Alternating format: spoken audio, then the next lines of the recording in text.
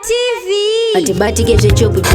pamusoro vekuru vedare mhuri yezimbabwe regedzai ndiuye tingokuzivisai nyaya diki diki iri panapa, asi inova nyaya yakakura, inova nyaya yevanhu veindrive vanoshanda indrive kuzimbabwe vari kunzi zvoni vari kumbogadzirirwawo chimwe chitorobho chekutorerana mari nechikomana kana kuti zvikomana zvanyakakomana vekucity council handiti. Saka vari kunzi vari kugadzirirwa a new policy ichange ichiita kuti vakomana vakwanise kucontributa revenue ichaenda kuThe local authority. Asi nyaya iripo ndeyekuti vanhu vakawanda vari kuita zvinhu izvozvo zvinona boat indriver chinchi vanotorerwa mari neapplication racho iroro, zvichireva izvo kuti application iri kairi ragara rinenge richitobhadharawo matax, but chakuitika I suspect kuti maybe kanzuro yacho inogona kunge iri kuranawo nemadofo, vasiri kuziva kuti vanokwanisa kutora mari sei kuapplication iri. Saka vakuda kutorera mari kune vanhu vari kutoita zvinhu zvavo pachena kuti iwo ndo uritorana na business vacho vada kutorera mari. Zvinova zvinhu zvisiri fair, hazvisi fair zvinhu mandakazvitarisei nini zvekuti takada kutsvaga kuona kuti inozondigina sei. Ino ndakarwadziwa nchinzwa kuti pane umwe akabatwa wanzi vakuita zvekuorder boat yacho kana kuti indriver yacho vokuorder uri kumba kwako kudheni kwako uchitoita uri kuti kana kuti wakatopaka kwakapaka wobva wauya uchitoti ndaona client pamwe chiraidhi chacho pamwe ndeche $2 futi kana $4 wobva wauya wotakurwa ipapo wasvika wotakura munhu wotokudzwa kuti ndakusunga nekuti iwe uri kuita indrive. This is not right, but ndiri kuona vamwe vane zvakawanda zvavari kutaura panyaya iyoyi, ende ndafara kuti vamwe vanotaka kunzwisisa zvinhu zviri better, and I'm sure kuti Jacob Mafume is watching like what he always did panapa handiti. Ndo paari kuoneswa nevakomana vake vese vekanzuro vacho sezvo ari yemeya ari kunzi before introducing another charge on boat and indrive drivers, the seat should consider what they already contribute. The vehicle has paid duty pays, toll gate fees and CBD parking fees. While fuel includes VAT and other taxes, the operator also pays insurance, radio communication costs, airtime and data needed for the apps with VAT included. In many of these purchases, on top of that are vehicle maintenance and other running costs. Drivers are already contributing to government and the local economy through numerous taxes, fees and expenses. Another levy on their revenue should therefore be reasonable, transparent and justified by a clear service, not simply another way of collecting money from already heavily burdened operators. Nyika ino yakaroiwa na akafa chokwadi. Why are you fighting innovation instead of finding ways to support it? We all know who is behind this fight. We can't wait to know that person who is behind this fight honestly. Because ndiani zalagero tanganani munyore mu comment section pano mwatanzi pane anorana ka business kafa nekako achirowa in disguise kahama kake mutaurei tumuzive kuti ndiani mwari kuti we are not going to agree.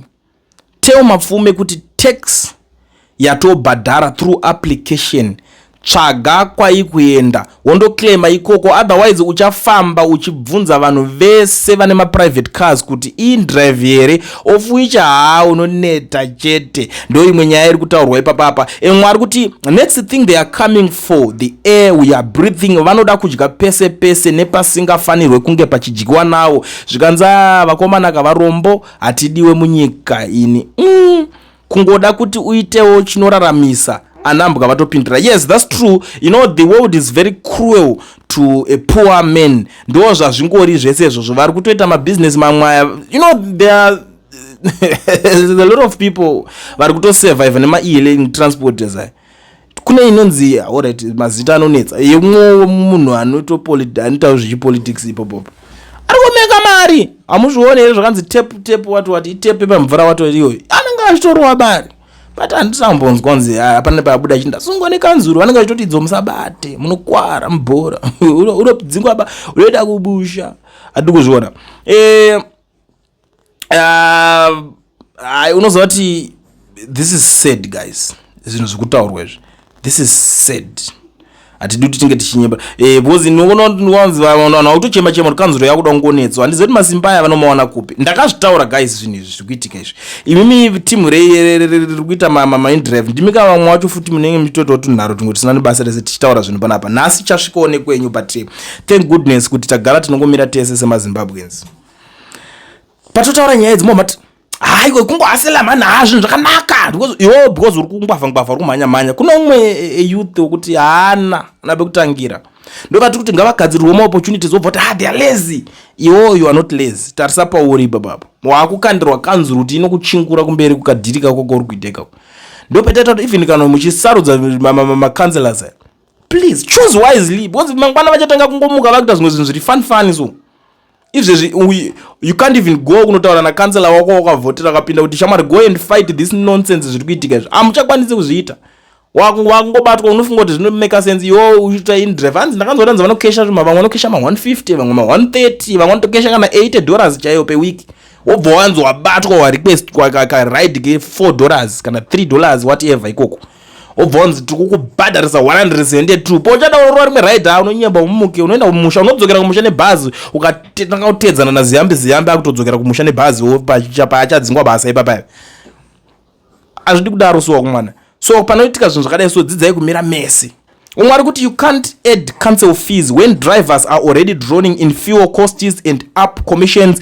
All this will do is increase transport costs for Harare residents. If you want revenue, create a clear, affordable process for them to operate legally first. Don't kill the industry before it grows. You know what I was thinking? City council ikai zviri zvatosimba kana zvadai so zvatonaka manje. City council ngaichigadzira application rayo yobvati tabana application yototaurirana kuti nehurumende kuti ichi chibva yamatochivharisa chiise ma-restrictions chisanikirike voisa application ravo rinotaura kuti city cancel what that's what I think rinopinge richibenefita direct kucancel vanhu vachibhadhira mari dzedza vachiita top up zvikuitika zvekabusiness kacho karike it's better then maakumeka mari direct than kuda kunetsa vana muti petro kudhura zvakadai zvekudai mota chiri kuda kuningirike nawo wambosanganwa newe wambotonyora umwe wadai so obva wanzi toda kukuwedzera imwe mari on top of that chii chakadaro imboti muchipedza kudaroka imimi vekanzuro ndimi maisawo chenyu chaita kuti mubenefite ipapo. Polisi ichange yakamirawo futi ichidhiraiti kuno kumanje tine imwe nyaya dzedu dzekuti dzinge zigadzikwa munosara nei. Aiwa, you are making these things difficult man. Ndoziva kuti vazhinji munenge mune zvimakombi zvenyu zvemunhu kana muri kuona kuti zviri kubudiswa mustaira muda kuti vanhu vangoramba vachingopinda mujakalasi makombi anenge akasviba famous mazihwindai kuti rakakwidza kana volume chiko vamwe havasiresa vanhu vanoda kuningirira vanozvifarira zvezve vemakombi bo havasi complain, they are not complaining but kuona kuti vanhu vaona kamwe way forward kana kaplan B siyai vaite zvinhu zvakadai izvi ende umwe ari kutaura hanzi vanoda kutambura kwevanhu vanhu inga muri kukundikana kubvisa makombi chaiwo ari kulodha vari murodhi mushikashika maitadza paye panokwirirwa afondeu parirenyatwa side iroro left lane hapatofambiki nemushikashika imi musati fendere ndo zvimwe zvinhu zviri kutaurwa. Guys musadaro so musadaro, don't do this. How are they going to do that? Indrive is a UK app. They don't have access to know which vehicle is registered with them. They failed to collect revenue on Mshikashika, who are ranked by townhouse at the mayor's doorstep. And you want to collect revenue for a transport which is operating online. You should actually be pushing for a law to regularize e-hailing services in Zimbabwe first. Then you now can talk about introducing licenses and government fees. That is really simple. Vanofana ngotaurana ivo negovernment aone chinji zvese vogadzira application ravo ivo hazvichaditsa kugadzira zvezve ngavataure nopana tunawo mapana kutogadzira mamwe applications avo ikoko vari kuti kana vasina vanoziva nokugadzira ngavatibvunze isusu tivarekomendere kana 3 4 5 izvo tiitaudze vanhu vogadzira maapplication uyai panapa mutaure nevanhu muonesane kuti dhiri rakamira sei mogadzirirwa application 1 motaura kuti right mwana wese chijoina application iri ushandise iri zvoadvertiswa ka nyika yese zvoadvertiswa mabillboard ese vanhu voziva kuti vakungoshandisa that application riripo ende zvinotori easy because munhu kungowadza vanhu vese kuti iyi haichashande takudownloada iyi munhu wese achishanda then mari yotenderera yoramba iri yedu yemunyika hapana kana rinozvifunga kungofunga kunokora pari kufungwa nevamwe vanhu hatina kakwatinenge tichienda chii chakadaro icho ende vanhu vacho vanotanga vane pfungwa dzakadhakwa, pfungwa dzinenge dzine ngura. Nerimwe rinongoti tingaswera tichistresa nakufunga izvozvo, ndingoya kubasa ndotoshanda mari yangu ndodzokera. Zvoramba zvinhu zvichingooma instead of create that nginiyo munenge matofunga zvakanaka kuti inofanira kubenefita nyika. Nditi do something more creator zvokuti makutowana source of income yakatosimba yekutoti makutowedzera kuemploya vamwe vanhu vachitanga kuoperate that application, vachitanga kunge vachimeka sure kuti vanhu vari kubhadhara here maningi nacho, because aya mamwe aya ari easy yakungotaura negovernment zvakanaka naka anotongo restrictwa richatongoshande munyika yenyu, simple as that. But hamudi kuteerera naro, tichaona kuti muchaita sei.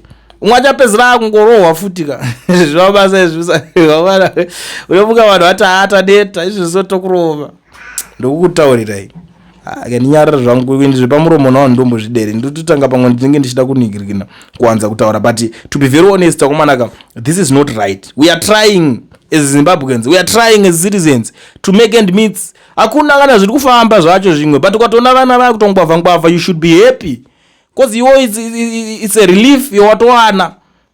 Vafana makutombongwavha muchidai zvakanaka zvakadaro, vafana vongwavha kwete kuti woita zvinhu zvakada kuda kuti musatikate takakula, musatikate musatikulire takakata panapa.